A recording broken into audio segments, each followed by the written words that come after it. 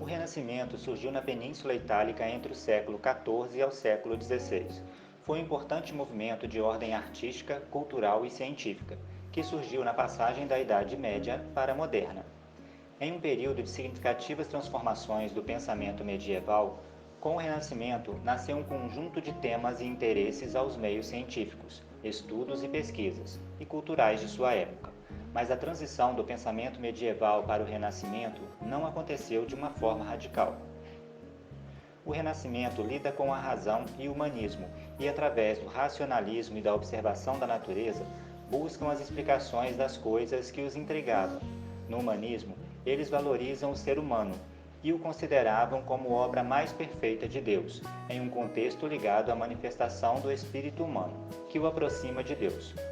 Por isso surgiu o antropocentrismo renascentista, ou seja, a ideia era colocar o homem como centro dos processos intelectuais, artísticos e das preocupações. Ao exercer sua capacidade de questionar o mundo, o homem simplesmente dava vazão a um dom concedido por Deus, neoplatonismo. A visão de mundo política religiosa medieval deixou de ser relevante para a compreensão do homem e do mundo. As obras renascentistas privilegiavam as ações humana ou humanismo. As obras reproduziam as situações do cotidiano e na rigorosa reprodução dos traços e das formas humanas, naturalismo. O aspecto humanista era inspirado nas concepções artísticas da antiguidade clássica ou classicismo. Valorizava o racionalismo, o espírito crítico e o naturalismo, que eram apreciados na Grécia e Roma na antiguidade clássica. A cidade de Florença era palco de grandes produções do Renascimento.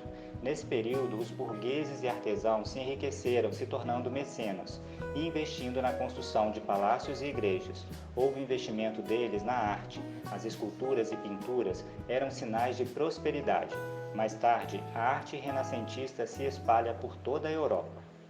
A busca por prazeres, hedonismo, era outro aspecto importante que colocava o individualismo em voga, ou na moda. O Renascimento se aproxima da burguesia e houve a valorização da arte, pois eles investiram nela. Era possível perceber isso nas grandes cidades comerciais italianas como Gênova, Veneza, Milão, Florença e Roma. Eram grandes centros de comércio. A grande circulação de riquezas e ideias fez com que acontecesse a ascensão de uma valiosa classe artística italiana. Com a profissionalização dos renascentistas, surge um conjunto extenso de obras que dividiu o movimento em 3 períodos: o Trecento, o Quatrocento e o Cinquecento, que representavam uma parte do período que vai do século XIV ao XVI.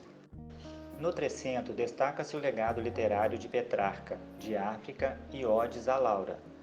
Obras como Divina Comédia, O Beijo de Judas, Juízo Final, A Lamentação e Lamento ante Cristo Morto.